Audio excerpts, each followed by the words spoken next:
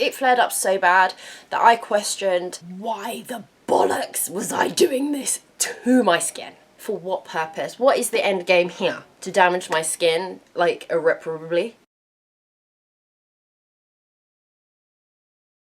Hi guys, and welcome to my channel. My name is India and I run British Beauty by India here on YouTube. So if you are new to my channel, hello, welcome. You are obviously more than welcome. You're obviously more than welcome. Welcome, welcome, welcome. Obviously, you're more than welcome to carry on watching this video if it is to your liking. I know it's a specific video, which is absolutely fine. However, if you are interested in starting from the beginning, I have a whole playlist dedicated to the trials and tribulations of tretinoin use. So I'm going to link the playlist up here and you do you. For you guys returning, hi, how are you guys doing? How was your Christmas? I am pre-recording this, so I actually haven't had New Year yet, but by the time you watch this, it will be the new year. So Happy New Year, Merry Christmas. I hope you guys had as much of an enjoyable holiday period as you can. I'm well aware that it's nuts. We are in London, so I am in tier 4. More importantly, wherever you are in the world, I do hope that you're managing the tier systems or whatever you have going on in your country. I don't even know what's happening. But yes, it is, I guess, 2021 for you guys. So I think we can all say, no matter what we believe with this situation, that we hope that this year is better and brighter and we have learned something from 2020. So let's get on to the video, because that's why we're here. We're not here to listen to me speak, as always, to a certain extent. Contact dermatitis and tretinoin use and when to stop. I have had issues with my skin. If you've been following me, you've known I've had serious issues with my dermatitis flare-ups. Now, I have footage for you guys to watch in a bit, but I just want to explain a couple of things. So, my dermatitis has been an ongoing thing from basically childhood, because I remember in school I used to have dermatitis flare-ups, and it wasn't just on my face, it was majority on my hands, and it could then spread to my body, and no one can tell me why, obviously. However, I have managed it for this entire time. However, this time around it was slightly different. I had a dermatitis flare-up here and it just was not going away. And I personally prefer to try and avoid antibiotics and steroids and things like that as much as I can. So when I came to getting my steroid cream again, I was like, okay, I'll just use it, whatever.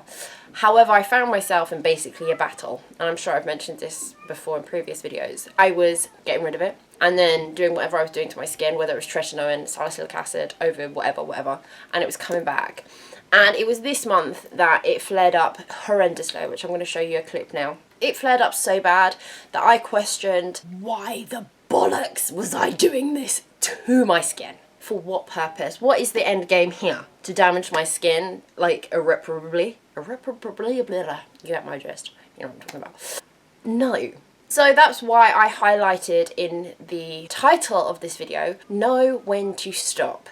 Because I feel like, because I have decided to do a series on this, I feel like I can't stop. Now, that's not okay. I have had to stop my tretinoin. When I say stop my tretinoin, I mean I've stopped literally everything.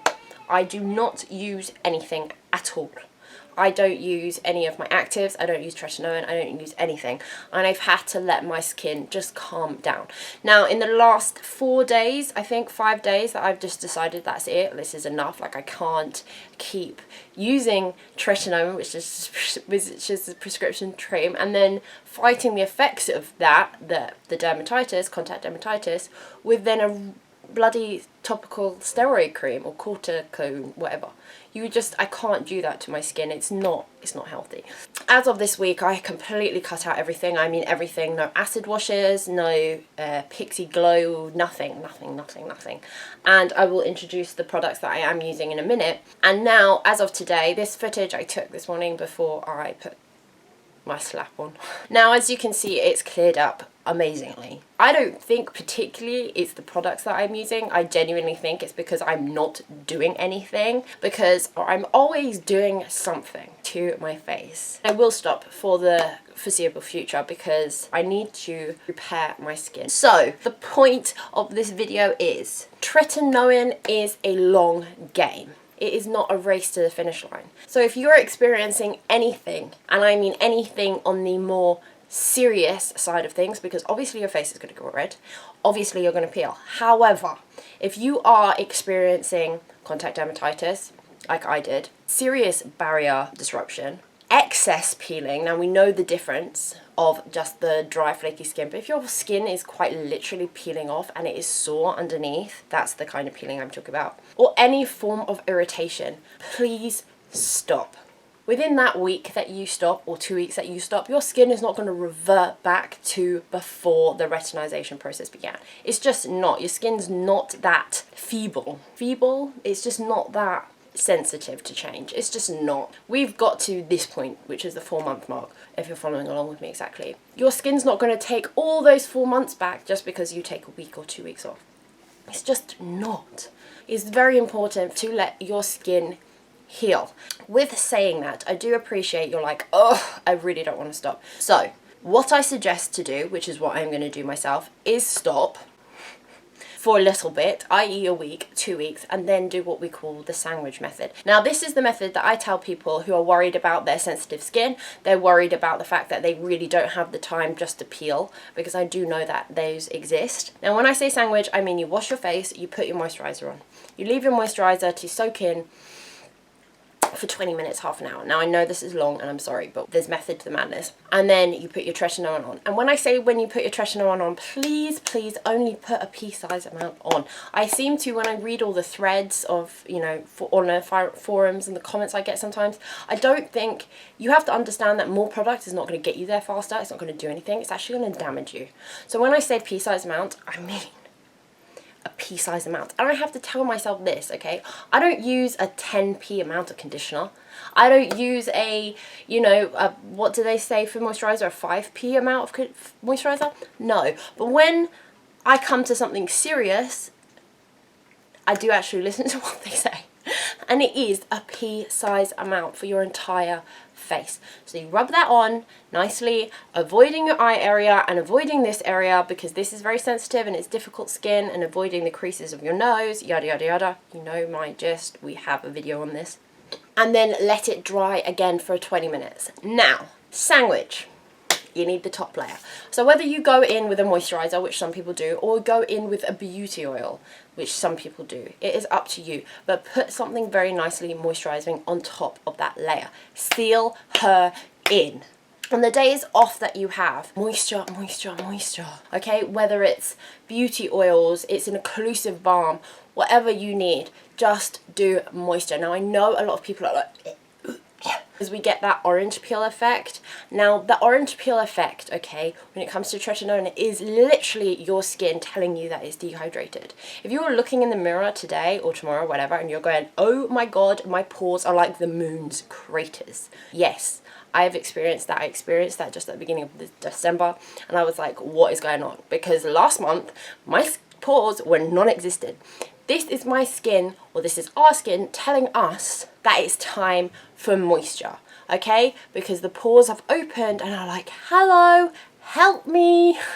Moisture, moisture, moisture. Now that's another reason why you're probably finding that your skin is excess oily. And a lot of people think, oh my god, my skin's so oily, I've got to not wear moisturizer. Now I know that by combating oiliness with moisture or oil is a little bit, in our brains, counterintuitive. However, it's literally what the skin needs. The skin will create extra moisture, extra oils from our pores because it needs it, because it's so dehydrated. So please stick to your moisture, no matter how oily, no matter how big your pores get. Please, please stick to your moisturizers. So without further ado, let's talk about some products that I have been using recently. Now, everything I have showed you up until this point, I'm sticking with, bar obviously the acids. This is what I'm using right now for trying to combat my dermatitis, some serious dehydrated skin. Now, to wash my face, I am quite literally only using this. Now this is it. So when you see me with a full face of slap on, not like this has actually happened recently in the last however long. Pretty sure I've not worn makeup since my Playboy video, like that's how long it's been. Oh my god, putting this on my face today was just such a nice experience. Like, oh, it meant so much to me. Like, hello, have you seen this eyeshadow. Do I need this eyeshadow? No. But do I want it? Yes. Yes, yes, I do. Okay, back to the point of the video. So to wash my face, this is the only thing I'm using. I'm not using anything else. This is the Caudalie Makeup Removing Cleansing Oil with Moisturising Grape and Sweet Almond Oil. That's it. This is it in a nutshell. I'm not using anything else. So, for moisture levels. Now, you know I love my La Roche-Posay, right? Oh my god, that moisturiser was like one of the best finds I think I've ever had in my life. I absolutely love it. It's the best moisturiser if you're dealing with seriously dehydrated skin but then still don't need to look like an oily mess and want to go out into the world. Oh my god, it's just the best. However, I haven't spoken about this because it's completely irrelevant to this journey, but I'm going to speak about it now because I've been using it and I think it's only fair. So back in November I got, for my birthday, I got a huge Cult Beauty order. Ugh. Still hurts my soul to this day for spending that much money, but you know what? I turned 30 in lockdown, and if you gotta do what you gotta do, and that's what I had to do. This is what I keep telling myself anyway. You know how you get to choose your two little kind of tester things, and I hate the tester things. However, I always pick them anyway. And I actually picked the It Cosmetics tester that came in a little sachet. And I always say it's never enough for you to ever be able to see if it works. But oh my god, I loved it. I used it, I think I got 2 uses out of it, and I was just like, oh my god, where has this cream been my entire life? So I went into Boots and I got the tiny version, which is like 15 quid, because I was like, I can't trust 2 uses out of a packet. So I bought this, and well, yeah, that's the answer to that. I loved it so much I went and bought the supersized version. So this is the moisturiser that I'm using morning, day and night. This is the It Cosmetics Confidence in a Cream. It's just the normal colour, like, whatever. Now, the reason it's so big is because Cult Beauty have their sale on right now, and I think this cost 42 quid, and the normal size, which was half the percent, which is, yep. So this is 120 millilitres, and the 61 was the same price, and I'm sorry, but obviously I'm going to get the supersized one. So I got that, and this has been genuinely, because it's very moisturising. It's very nice. It's got everything you need, ceramized. I love it. I don't wear this under makeup just because I think it's a little bit too greasy because I am very oily at the moment. I have used this today, but I'm not doing anything in the house, so it's irrelevant. But normally under makeup I would go back and use the La Roche-Posay cream because, well, we know how I feel about that cream right now. So treatment wise, I bought this the other day, whenever it was, before Christmas. This is a La Roche-Posay Cicaplast Balm B5.